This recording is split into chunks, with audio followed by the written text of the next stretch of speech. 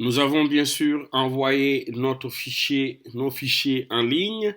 Nous avons créé la base de données et il nous reste maintenant à changer le fichier de configuration.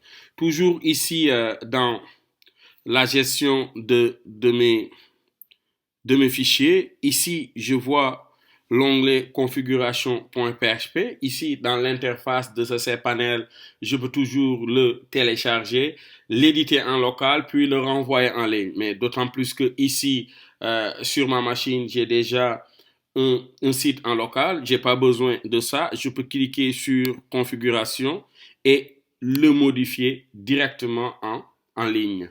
Donc ici, le temps que ça se charge, bien sûr, avec ce tableau d'avertissement, oui, j'édite. Voici mon fichier configuration.php qui se charge. Et si vous regardez, ce sont ces informations-là qu'on devra changer, d'autant plus que ma base de données en ligne maintenant s'appelle plutôt, voici son nom, CTRL-C, ou bien je le copie, je suis là, et à ce niveau, je le colle, CTRL-V. L'utilisateur de ma base de données, cette fois-ci, hop, il s'appelle plutôt CTRL-C. Et là, si vous vous rappelez, je le colle au niveau de User. Il me reste quoi d'autre? Le mot de passe. Si vous regardez bien sur truc, le mot de passe déjà, il n'est pas affiché. Mais si vous vous rappelez, pour les besoins du cours, quelque chose à ne jamais répéter, c'est pas passé.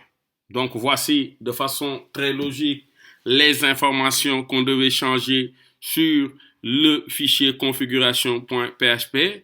Une fois que j'ai terminé, j'enregistre les modifications. Je me connecte sur un nouveau onglet. Je tape ugbinfo.com. Je valide. Et voici notre site qui est bien sûr en ligne. De façon très simple, bien sûr, on a eu à créer la base de données en ligne, à extraire les fichiers pour avoir ce résultat.